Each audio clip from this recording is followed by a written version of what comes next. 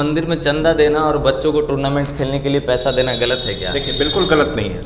अगर आपने जो धन कमाया है वो सही तरीके से कमाया हुआ धन है, अपराध से नहीं कमाया हुआ है।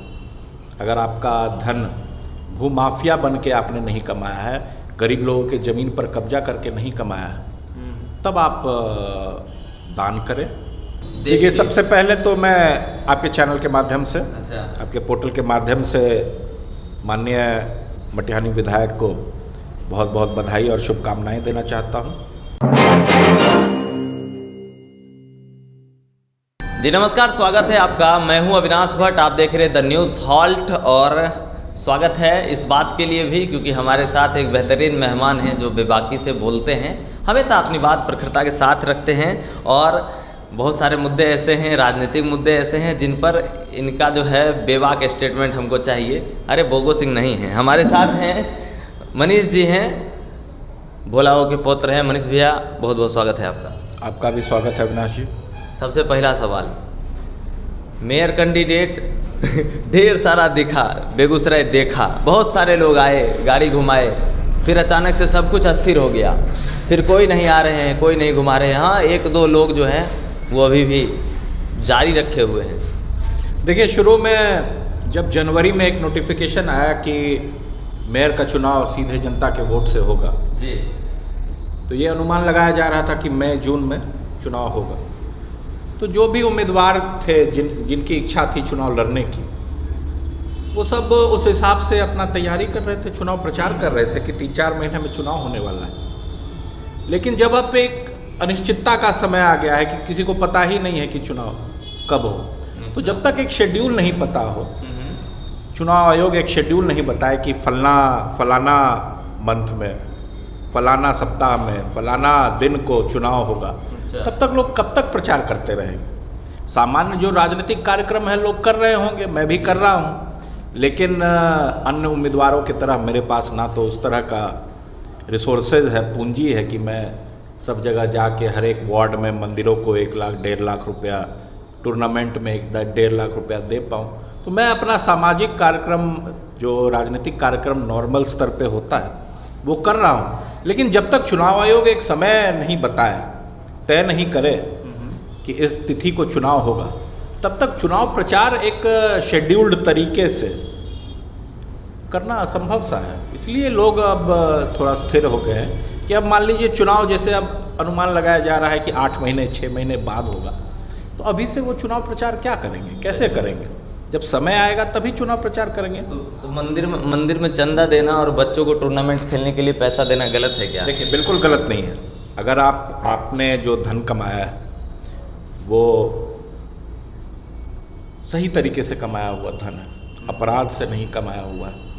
अगर आपका धन भूमाफिया बन के आपने नहीं कमाया है, गरीब लोगों के ज़मीन पर कब्जा करके नहीं कमाया है, तब आप दान करें।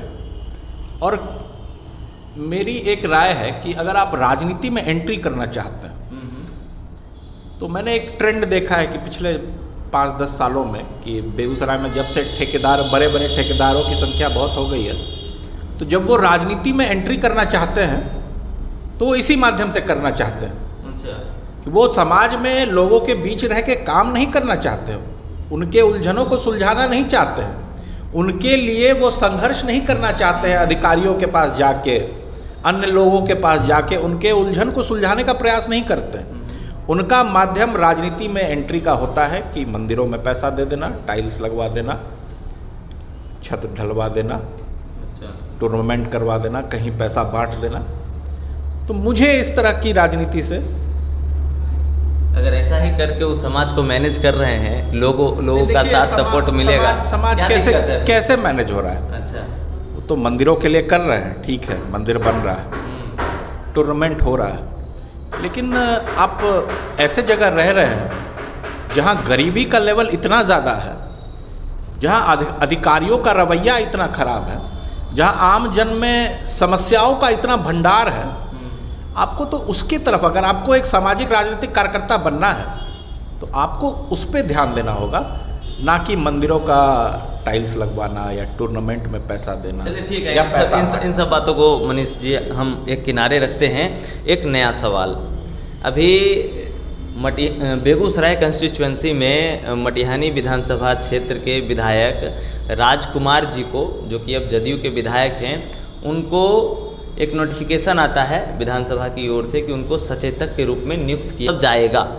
तो इसको लेकर क्या टिप्पणी करेंगे आप? देखिए, सबसे पहले तो मैं आपके चैनल के माध्यम से, अच्छा, आपके पोर्टल के माध्यम से माननीय मटिहानी विधायक को बहुत बहुत बधाई और शुभकामनाएं देना चाहता हूं कि अल्प समय में उन्होंने एक नई लकीर खींची है अपने क्षेत्र के लिए, और आशा करता हूं, उम्मीद करता हूं कि उनके इस नए पद से, सचेतक पद से, जो उनका कद सदन के पटल पे बढ़ेगा, सदन के अंदर बढ़ेगा, उसका उपयोग वो अपने क्षेत्र में भी अपने कद का करेंगे, ताकि यहाँ के विधि व्यवस्था में, यहाँ के विकास में और लोगों की समस्याओं को सुलझाने में जो एक शून्यता आई है, जैसे भोला हो के जाने के बाद राजनीति में एक शून्यता आई है, लोगों के पास कोई माध्यम नहीं मिल रहा है जहां वो जाके अपनी समस्याओं को रख सके, उसका निवारण करवा सके, उस शून्यता को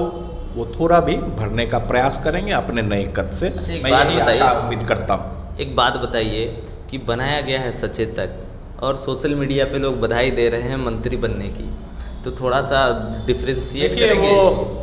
लोगों को ये पार्लियामेंट्री शब्द उतना समझ में नहीं आता। मैं उनको दोष नहीं दूंगा, ये बहुत टेक्निकल टर्म है।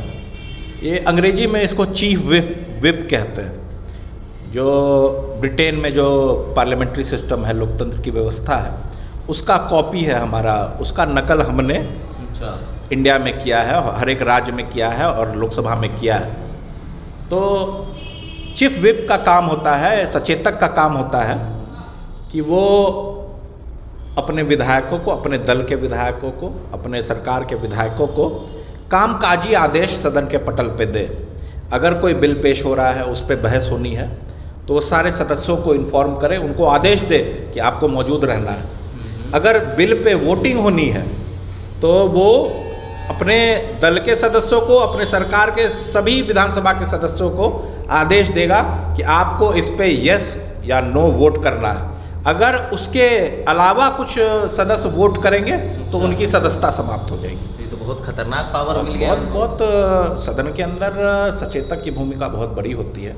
मेरी बस यही आशा और उम्मीद है कि जो पावर उनको सदन के अंदर मिली है, उस पावर का इस्तेमाल वो बेगूसराय में भी लोगों के भलाई के लिए और बेगूसराय के लिए उत्थान के लिए और खासकर मटिहानी के उत्थान के लिए वो करेंगे। देखिए, लोग तो बिहार की राजनीति में कयास लगा रहे हैं कि नीतीश कुमार ने अपना एक और सिपाही चुना है और आगे आने वाले दिनों में इनके हाथ और मजबूत किए जाएंगे।